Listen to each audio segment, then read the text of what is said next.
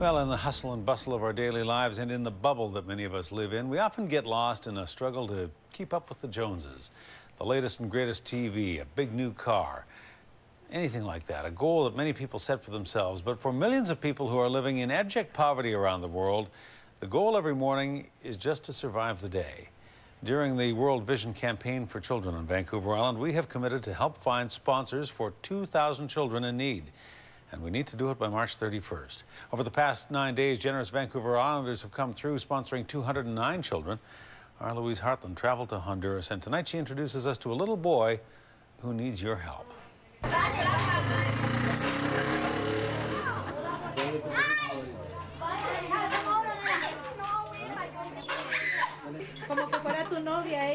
Meeting Marco is just like hanging out with any other 7-year-old boy. He's in grade 1 and loves going to school with his friends.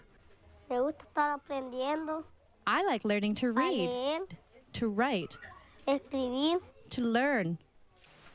But it's Marco's day-to-day life that makes him so different from children his age living in Canada. Marco is looking for a sponsor through World Vision. We went to see how he and his family live in San PEDRO Sula, the second largest city in Honduras. And they live in a really small house broken up into a number of different rooms. There's actually 16 people that live in the house. This is Marco's mother, Maria. She is 45 and has 3 other children, including 3-year-old Sarah. She says her husband left the family a week before our visit. Maria works every day to provide food for her children. Starting at the break of dawn, she mixes and kneads dough for tortillas, a staple in the Honduran diet. She makes 400 a day to sell at the local market, and her children peddle them to neighbors in this dangerous area.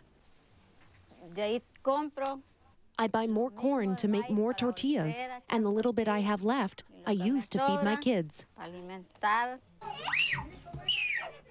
But too often, they're left hungry. It's not enough. What I make is not enough to give my kids what they need. The house that Marco and his family live in is built into a cliffside, and it literally gives way every time there's a strong rain, and it floods the house, and you can just see how much devastation that would do and how much that would hurt that family. It fills up with water and the walls come down. With the water comes disease-ridden sewage and garbage. We don't feel safe, but we live here because we have nowhere else to go. Marco is the only one of his siblings that goes to school. If his mother can't afford to buy him books and a uniform, his days of learning could be numbered.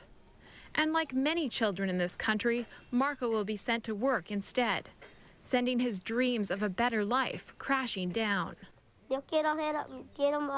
I would like to be a lawyer to support my mother. Little things bring a glimmer of hope to the eyes of this family which has so little.